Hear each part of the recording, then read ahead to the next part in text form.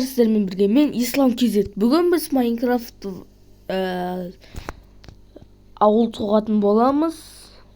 Тіркеліп лайк басып комментарий жазып кетейік. Я, бұл ауыл соғып бастап жатырмын мен. Міне кіретін кезде. Міне жоқ қойын, просто жителдер кетіп қалмасын деп, мынау төменге қарай кетеді, мынау жоғары қарай міне. Былай жоғары қарай кетеді. Былай ғой типа.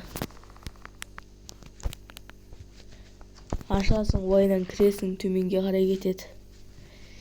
Сосын былайынан шығасың. Анамен былайынан жоғары қарай кетеді.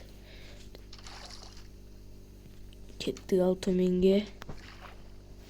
Осылай ашамыз. Міне менің ауылым. Пока что 4 үй. Мына бірінші үйде 3 адам жүр екен. Оларға профессия беріп қойдым.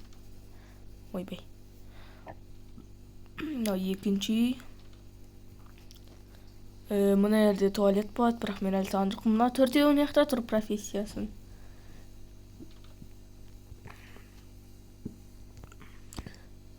Ал кеттік, мына жақта біреу тұр, мынау профессиямен. Мына жерде туалет. Есіктен уже вот мынау профессиясы жоқ. Міне мынау ұйықтайтын комната, а мынау осы туалет. Просто мен жасаған жоқпын әлі. Бізге материалдар алу керек. Бізге керек материалдар. Мына керек материалдар. Енді бұлайдан деп өзгертейік. Так.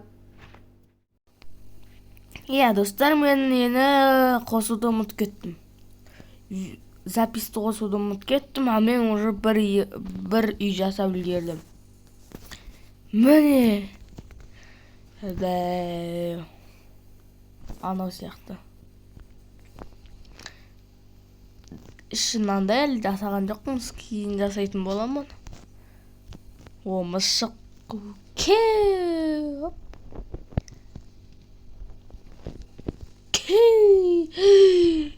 Мен өлген жоқ нағар. Мысық жүр. Сіздермен болған мен Ислам KZ. Сіздерге мен осындай бір үй салғаным ұнады деп ойлаймын. Тіркеп лайк басып комментарий жазып кетейік.